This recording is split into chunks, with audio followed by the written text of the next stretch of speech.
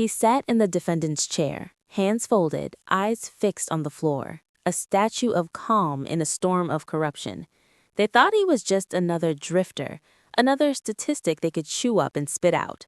Officer Bradley Kogan, a man who wore his badge like a crown, decided to make a point. He walked past, sneered, and delivered a vicious, unprovoked kick to the man's ribs right in the middle of the courtroom.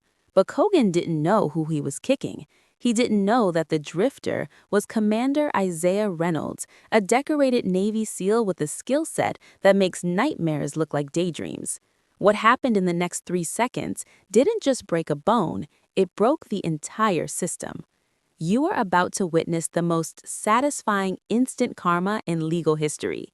The air in the chaotic vastness of courtroom 4B smelled of floor wax, stale coffee, and quiet desperation. It was a humid Tuesday in early August in the sweltering heat of Macon, Georgia. The air conditioning rattled violently in the vents above, doing little to cool the tempers flaring below. Judge Harrison Thorne sat high on the bench, looking bored. He was a man who had long ago traded his passion for justice for the comfort of a routine. He adjusted his glasses, flipping through the docket with the speed of a man who had a tea time at 3 p.m. To him, the people paraded in front of his bench weren't really people. They were file numbers, processing fees, and conviction rates. Docket number 44B, the bailiff droned, his voice monotone. State versus Isaiah Reynolds. Charges, resisting arrest, disorderly conduct, and obstruction of justice. A tall, broad-shouldered black man stood up from the defense table. Isaiah Reynolds moved with a slow, deliberate grace that most people missed. He wasn't frantic like the drug dealers who preceded him, nor was he sullen like the petty thieves. He wore a simple gray t-shirt and dark jeans. His head was shaved and his beard was neatly trimmed, flecked with gray that hinted he was older than his smooth skin suggested. He didn't look at the gallery. He didn't look at the judge. He looked straight ahead at the Great Seal of the state of Georgia hanging on the back wall. Sitting a few feet away, leaning back in a chair that creaked under his weight, was Sergeant Bradley Kogan. Kogan was a legend in the Macon precinct, but for all the wrong reasons. He was built like a vending machine, square, heavy, and hard. His uniform was tight across his chest, the fabric straining against muscles built in the gym but fueled by something uglier. He had a reputation for cleaning up the streets, a euphemism that in his case meant harassing anyone who didn't immediately bow to his authority. He chewed gum with an open mouth, a subtle sign of disrespect to the court that Judge Thorne conveniently ignored. "Mr. Reynolds," Judge Thorne sighed, not looking up, "you are appearing today pro se. You don't have a lawyer?" "No, Your Honor," Isaiah said. His voice was a deep baritone, steady and devoid of fear. "I will represent myself." Kogan snorted loud enough for the back row to hear. He leaned over to the rookie officer sitting next to him, Officer Timothy Holloway. "Hear that, Timmy? He's going to represent himself, a jailhouse lawyer. This is going to be a 5-minute roast." The incident that brought them here was trivial, a broken taillight, a stop that should have taken 10 minutes, but when Kogan had pulled Isaiah over 3 nights ago, he didn't like Isaiah's silence. He didn't like the way Isaiah kept his hands on the wheel, perfectly compliant, but utterly unimpressed. Kogan wanted fear. When he didn't get it, he escalated. He demanded a search. Isaiah refused, citing the Fourth Amendment. Kogan dragged him out of the car. Isaiah didn't fight back, he just went limp. Passive resistance, Kogan called it in the report. But then Kogan added the resisting charge to justify the bruises he'd left on Isaiah's arms. Now in the courtroom, the dynamic was predatory. "State your case, Sergeant," the judge waved a hand. Kogan stood up, hitching his belt. He walked to the center of the floor, commanding the space. He loved this part, the storytelling. "Your Honor," Kogan began, his voice booming with practiced authority. "The defendant was stopped on I-75 for a non-functional taillight. Upon approach, I detected the odor of narcotics." Isaiah's eyes narrowed slightly. There were no narcotics. There never were. "I asked the suspect to exit the vehicle," Kogan continued, pacing back and forth, making eye contact with the stenographer, playing to the crowd.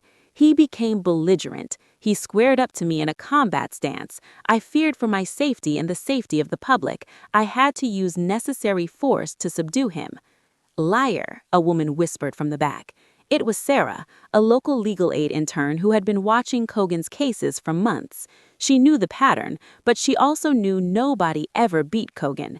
He was the golden boy of the department, protected by the fraternal order and a DA who needed police cooperation to win re-election. Mr. Reynolds, the judge looked at Isaiah. Your response? Isaiah stood. He didn't pace, he didn't wave his arms. Your Honor, there is dash cam footage. I requested it 3 days ago. It has not been provided. Technical glitch, Kogan interrupted, smirking. Camera was on the fritz. Happens. Convenient, Isaiah said calmly. Watch your tone, boy, Kogan snapped. The courtroom went deadly silent. The racial epithet hung in the air, heavy and toxic. Judge Thorne cleared his throat, looking uncomfortable but unwilling to reprimand his star officer. Sergeant Kogan, let's keep it professional. Mr. Reynolds, without the footage, it's your word against a decorated officer's. Do you have anything else? I have the truth, Isaiah said. Kogan laughed. It was a cold barking sound. The truth? The truth is you're lucky I didn't break your jaw on the side of that road. Kogan began to walk back to his seat. His path took him directly past the defense table, where Isaiah stood. The aisle was wide enough for 2 men, but Kogan wanted to assert dominance. He veered close, invading Isaiah's personal space. Isaiah didn't flinch. He remained at attention, eyes forward. It was that lack of reaction, that absolute stoic refusal to be intimidated, that snapped something inside Kogan. It was an insult to his ego. He couldn't let this drifter stand there looking like a soldier when he was just a suspect. As Kogan passed, he pretended to stumble. He shouted, "Watch it," and lashed out with his right leg. It was a vicious, calculated stomp aimed directly at the side of Isaiah's knee. A joint breaker, a move designed to M-jaw someone for life, masked as an accident. The sound of the boot connecting wasn't the crack of bone Kogan expected. It was a dull thud against muscle. Kogan smirked, waiting for the scream, waiting for the man to crumble to the floor, clutching his leg. But Isaiah Reynolds didn't crumble. He didn't even sway. The courtroom froze. Time seemed to warp in courtroom 4B. For the spectators, the moment was a blur. 1 second, Sergeant Kogan was stomping on the defendant. The next, the world turned upside down. For Isaiah Reynolds, time slowed down to a tactical crawl. His training drilled into him over 20 years of service in the most hostile environments on Earth, from the peaks of the Hindu Kush to the humid deltas of Nigeria, took over. The conscious mind turned off, the reptile brain, refined by the U.S. Navy, engaged. Threat detected. Sector 4. Low-line assault. Ineffective. Isaiah had shifted his weight milliseconds before Kogan's boot connected. Instead of the knee joint, Kogan hit the dense muscle of the thigh, tense to absorb the impact. It hurt, but pain was just information to Isaiah. Kogan, realizing his victim hadn't fallen, looked down in genuine confusion. He pulled his leg back for a second strike, his face twisting into a mask of rage. "You tripped me, you son of a—" He raised his boot again. That was his mistake. Isaiah didn't punch. He didn't flail. He moved with the terrifying economy of a man who knows exactly how to dismantle the human body. As Kogan's foot left the ground, Isaiah pivoted on his left heel. His right hand shot out, not in a fist, but open-palmed. He caught Kogan's ankle in midair. It looked effortless, like a father catching a tossed ball. "That's enough," Isaiah said. His voice wasn't a shout, it was a command. Kogan tried to yank his leg back, but Isaiah's grip was like a steel vise. Panic flared in the cop's eyes. He had never felt strength like this. He lunged forward, trying to throw a haymaker to free himself. Isaiah sidestepped the clumsy haymaker. He didn't let go of the ankle. Instead, he rotated his hips and torqued Kogan's leg inward while sweeping the officer's standing leg with his own foot. Leverage, gravity, impact. Kogan spun in the air, completely horizontal for a split second before slamming into the linoleum floor face first. The sound was sickening, a heavy, meaty slap followed by the clatter of his duty belt, handcuffs, and batons skittering across the tiles. The entire courtroom gasped in unison. Kogan scrambled to his knees, blood dripping from his nose. He was humiliated. He reached for his holster. "I'll kill you," he screamed, his hand fumbling for the retention strap of his Glock 17. The bailiff, a heavy-set man named Miller, was too slow to react. The rookie, Holloway, was frozen in shock, but Isaiah wasn't. Seeing the reach for the weapon, the rules of engagement shifted from self-defense to neutralization of lethal threat. Isaiah closed the distance in one step. He didn't punch, he didn't flail, he moved with the terrifying economy of a man who knows exactly how to dismantle the human body. He stepped on Kogan's right calf, pinning him to the floor, and grabbed the officer's wrist, the one reaching for the gun. With a precise twist, he applied a wrist lock known as a kotegeshi. Kogan screamed as the tendons in his wrist threatened to snap. His hand flew open. "You get on the ground now." Isaiah didn't let go of Kogan, who was now weeping in pain and rage on the floor. Isaiah looked at the bailiff. He slowly released Kogan's wrist, raised his hands in the air, and knelt. "I am complying," Isaiah said clearly. The officer attempted to use lethal force after an unprovoked physical assault on a defendant. I neutralized the threat. "Shut up," Kogan spat, rolling over and clutching his wrist. "He attacked me. He's crazy. Tase him." Miller hesitated. He had seen the kick. Everyone had. He had seen Kogan initiate it, and he had seen this drifter take down the department's toughest brawler in less than 3 seconds without throwing a single punch. "Cuff him," Judge Thorne yelled, his face purple. "Contempt, assault, attempted murder of a police officer. I want him under the jail." Officer Holloway and Bailiff Miller rushed Isaiah. They slammed him into the floor, knees in his back. They were rougher than necessary, fueled by the adrenaline and the sight of their fallen brother. Isaiah didn't resist. He let them cuff him as his cheek was pressed against the cold floor. He locked eyes with Sarah, the legal intern in the back row. She was filming with her phone, her hands shaking. "Did you get it?" Isaiah mouthed. She nodded, pale as a ghost. Kogan was helped to his feet by a clerk. He wiped the blood from his nose and limped over to where Isaiah lay pinned.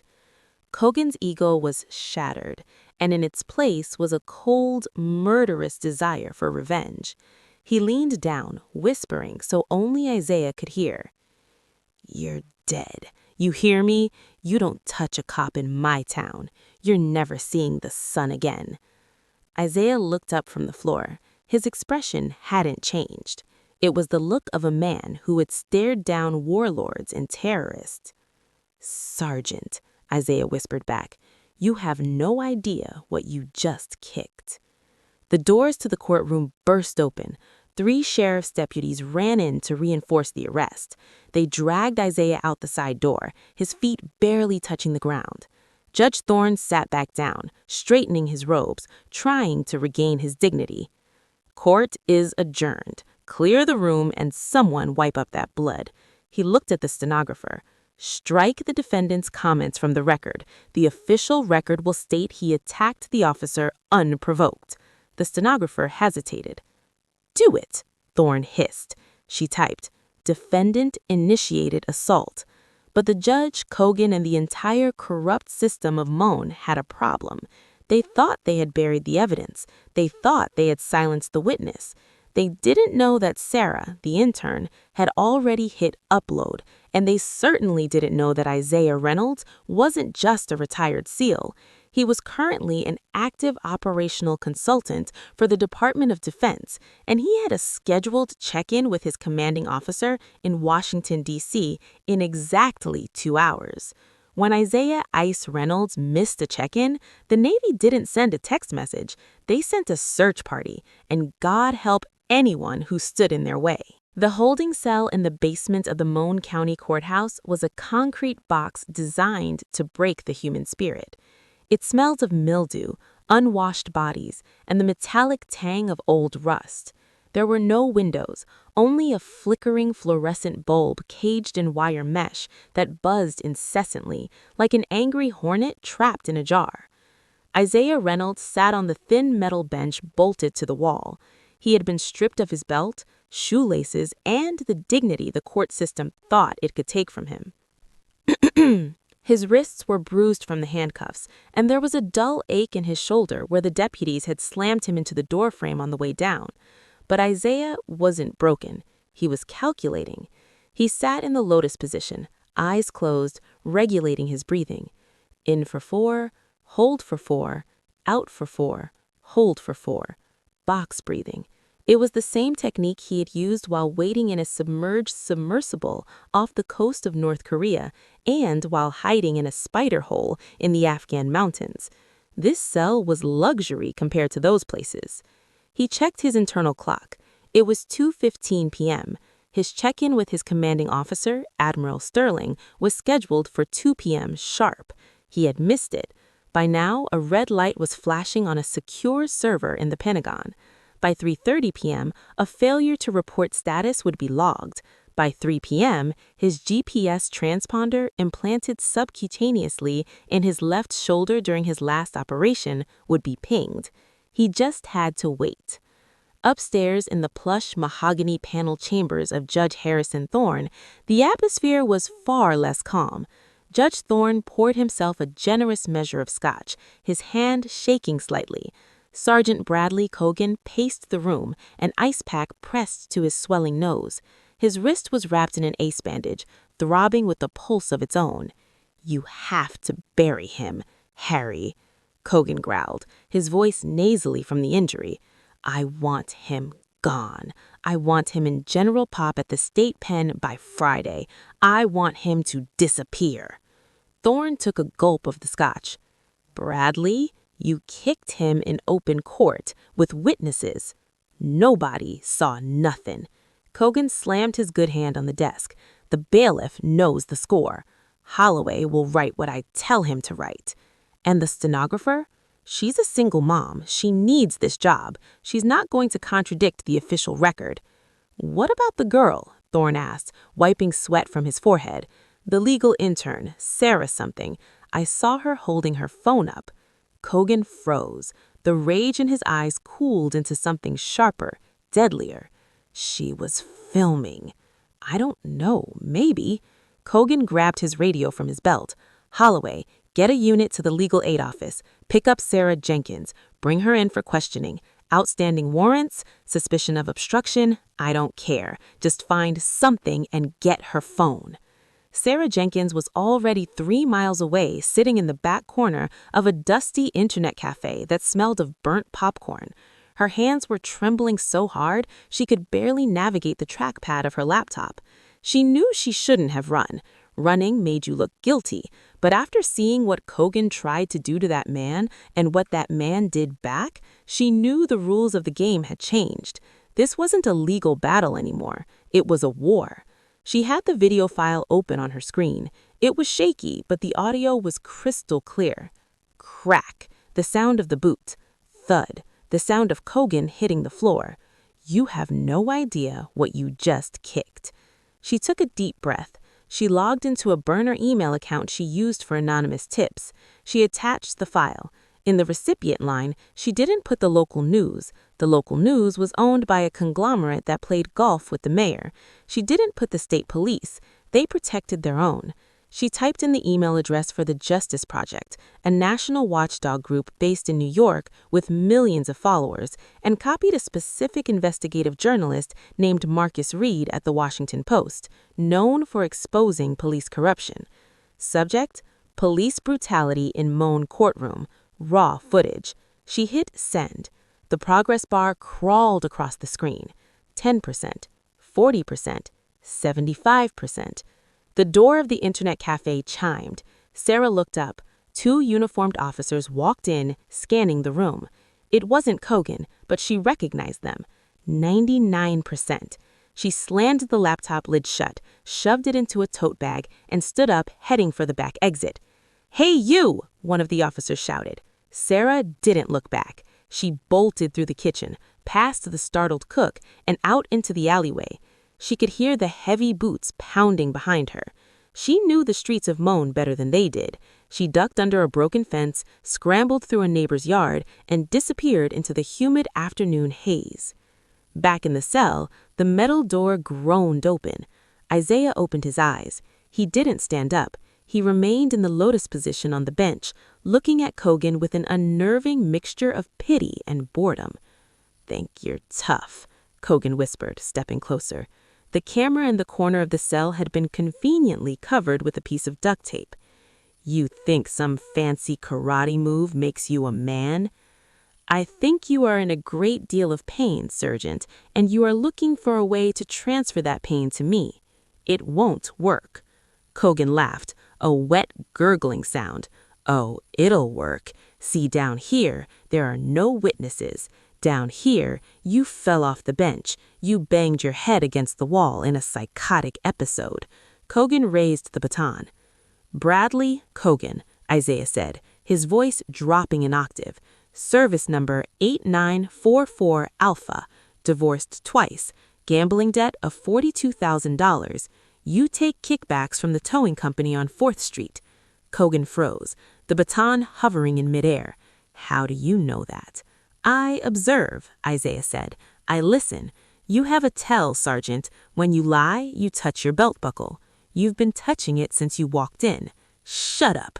Kogan swung the baton. It was a clumsy, angry swing. Isaiah caught the weapon mid-swing with his left hand, absorbing the impact in his palm. He didn't wrench it away this time. He just held it there, freezing Kogan in place. "If you strike me again," Isaiah said, locking eyes with the terrified bully, "I will not simply restrain you, I will disassemble you. And this time, I won't stop at the wrist." For the first time in his life, Bradley Kogan looked into the eyes of a man and saw absolutely no fear, only a deep, dark abyss that promised violence on a scale he couldn't comprehend. Kogan pulled the baton back, his breathing ragged. He backed away, fumbling for the door handle. "You're a dead man," Kogan stammered, his voice cracking. "You hear me? Dead." He fled the cell, slamming the door behind him. Isaiah exhaled slowly. He checked the time in his head, 2:45 p.m., almost time. By 4 p.m., the video had been viewed 300,000 times. By 5 p.m., it was trending #1 on Twitter under the hashtag #MakingJustice. The raw footage was undeniable.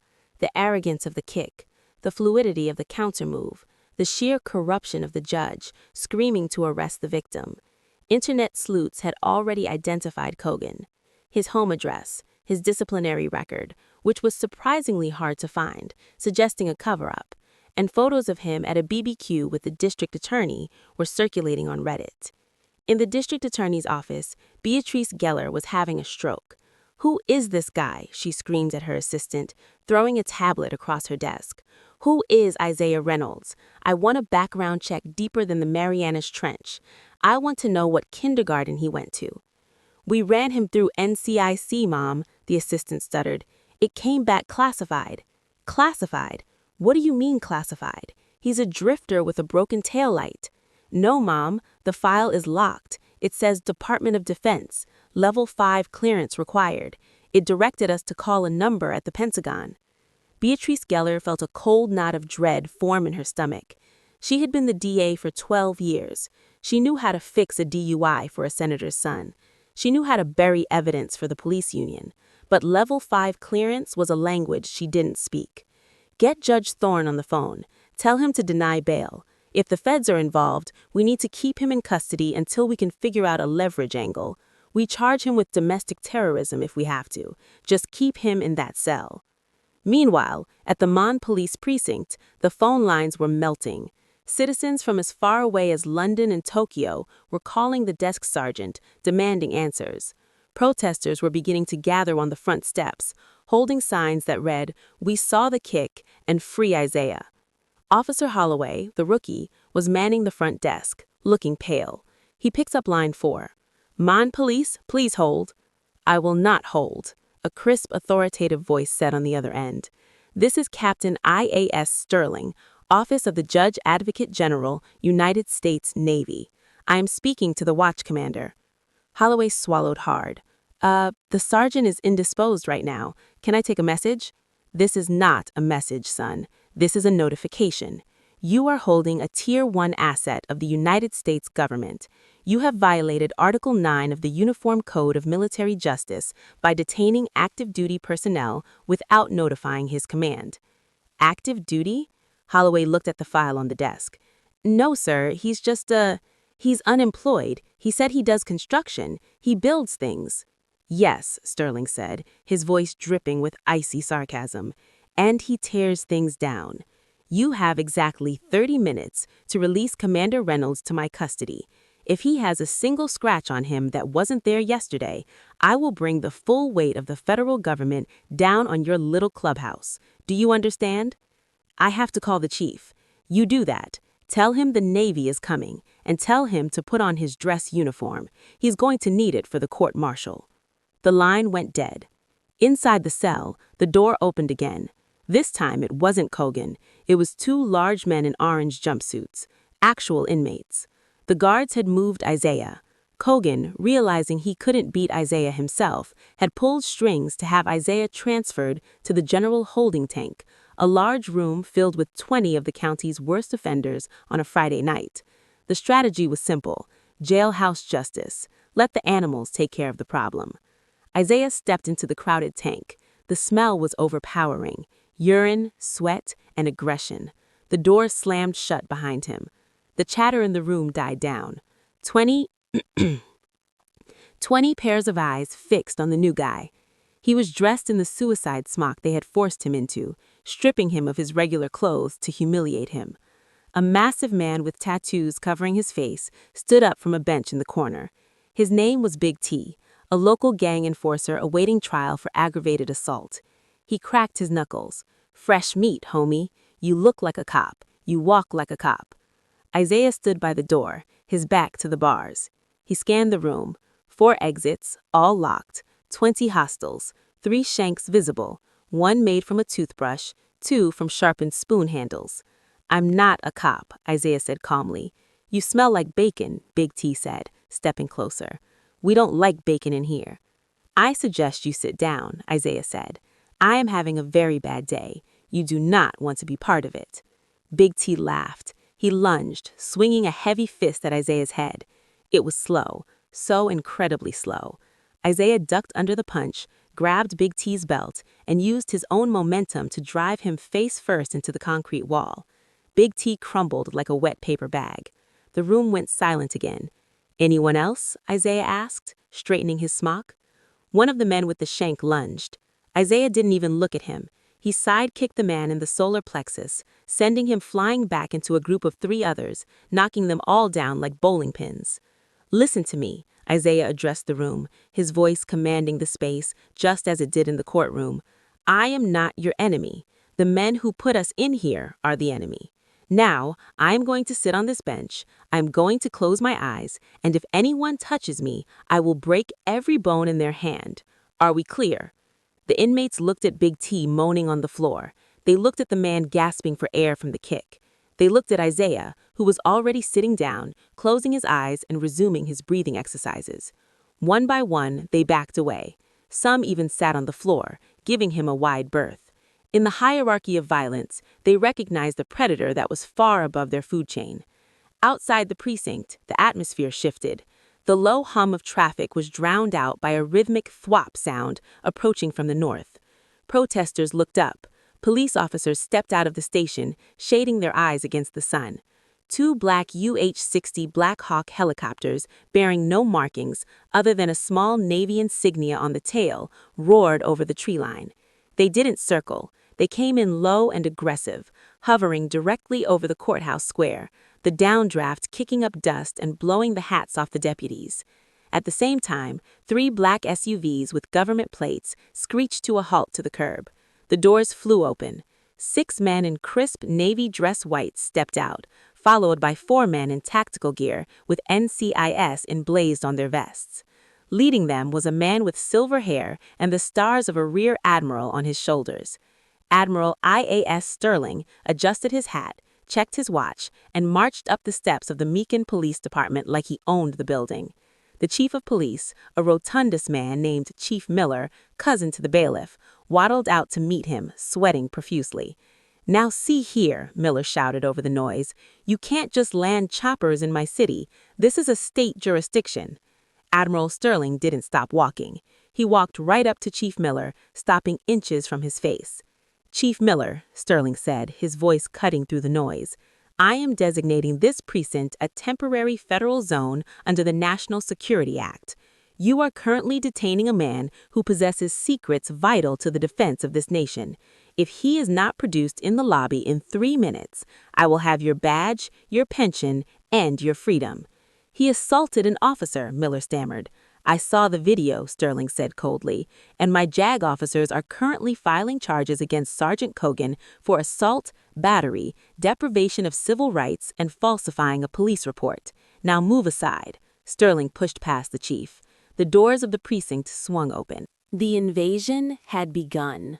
The lobby of the Mon Police Precinct, usually a place of drowsy bureaucracy and low-level misery, had been transformed into a command center of terrified silence.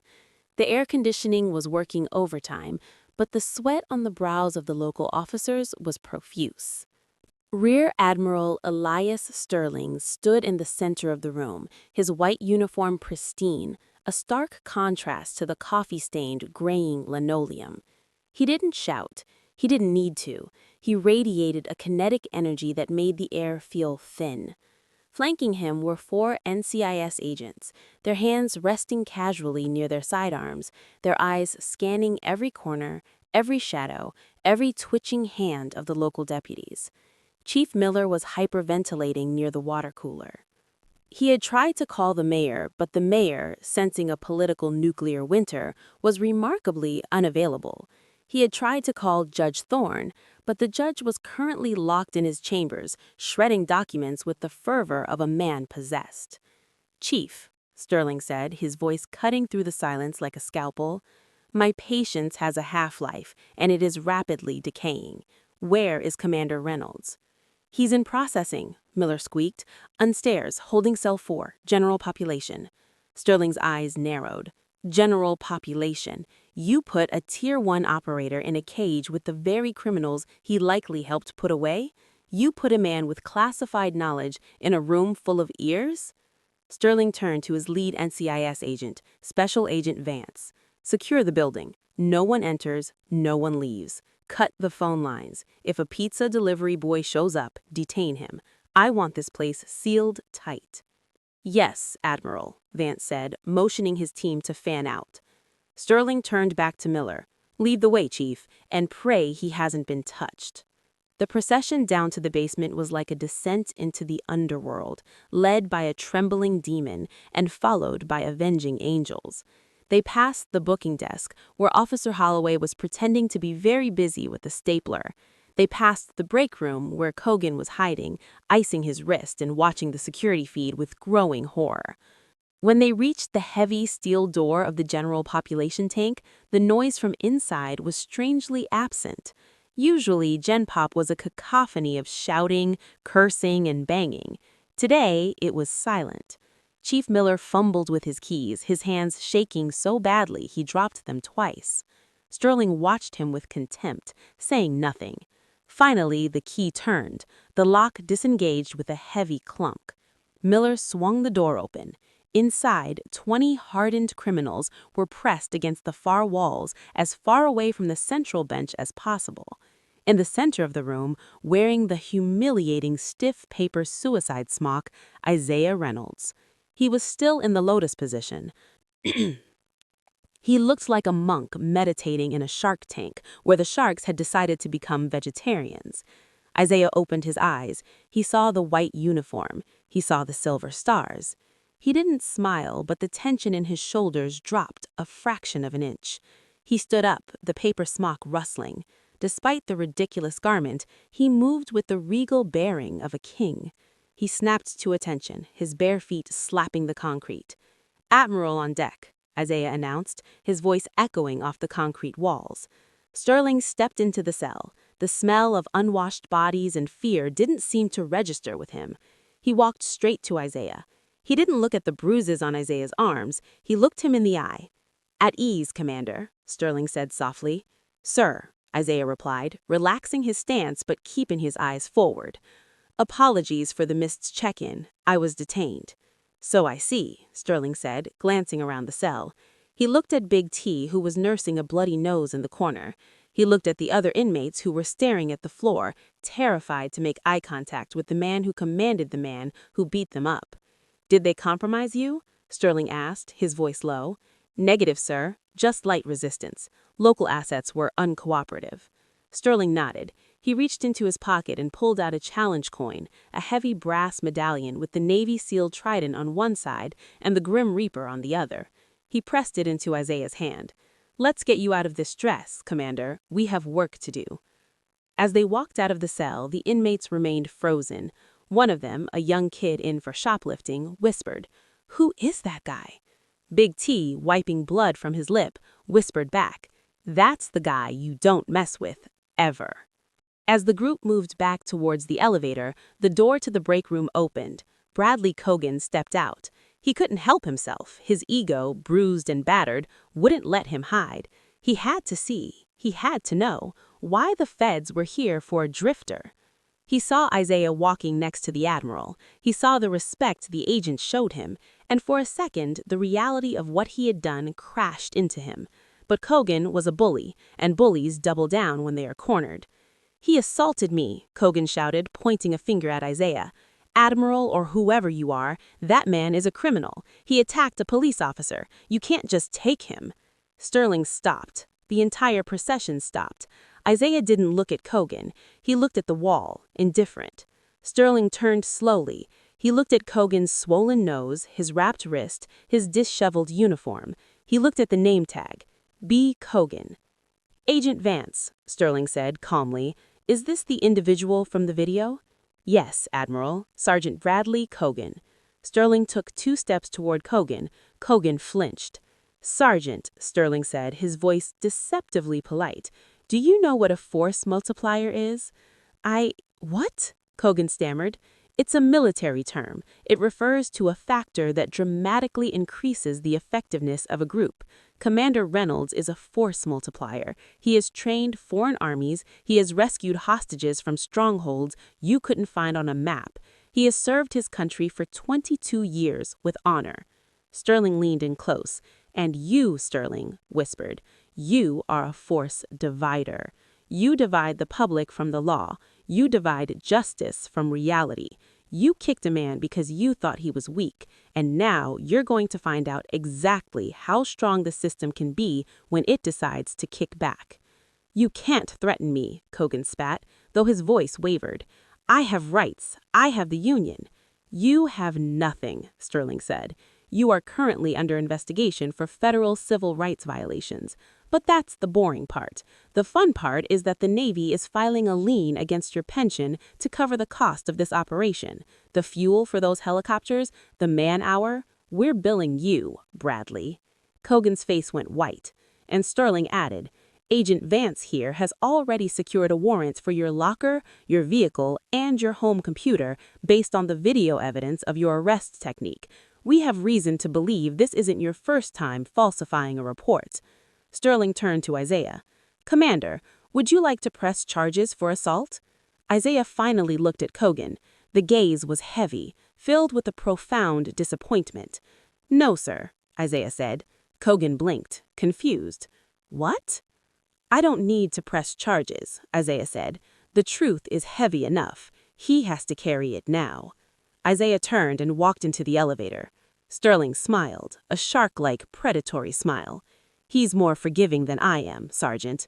I'm pressing charges."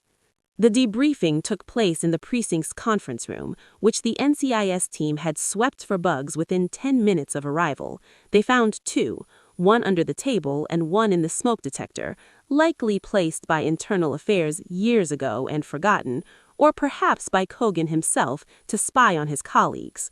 Isaiah was now dressed in a spare set of tactical fatigues brought by the team. He sat at the head of the table, holding a cup of black coffee. His wrists were treated with antiseptic, his shoulder iced. Across from him sat Sarah Jenkins, the legal intern. Sterling had insisted she be brought in, not as a suspect, but as a witness. The police had tried to arrest her, but the NCIS agents had intercepted the squad car and escorted her back to the station under federal protection. She looked terrified, clutching her tote bag like a shield. "Miss Jenkins," Isaiah said gently, "you can relax. You aren't in trouble." She looked up at him. It was hard to reconcile the terrifying warrior from the video with this soft-spoken man. "They said I obstructed justice." "They lied. You documented injustice. There's a difference." "Because of your video," Admiral Sterling interjected, pacing the room, "we have leverage. Without that footage, this would be a he said, she said situation. And in this town, the badge always wins. You saved this man's career, possibly his life." Sarah managed a weak smile. I hate bullies." "So do we," Sterling said. "So do we." The door opened and Agent Vance walked in, holding a stack of papers. "Admiral, we have the warrant returns from Hogan's computer. It's extensive." "Summarize," Sterling commanded. "Emails between Kogan and Judge Thorne discussing fee splitting on fines, chat logs with the local towing company regarding kickbacks for impounded vehicles, and a folder hidden in the system directory labeled Trophies. It contains body cam footage of other arrests, ones that glitched and were never submitted to evidence." The room went cold. "They kept them?" Sarah asked, horrified. "Narcissists always keep souvenirs," Isaiah murmured. He wanted to relive the power. "This is a RICO case," Sterling said, rubbing his chin. "Racketeer influence and organizations. We're not just taking down a bad cop, we're taking down the whole precinct." Sterling turned to Isaiah. "Commander, your check-in was regarding the ops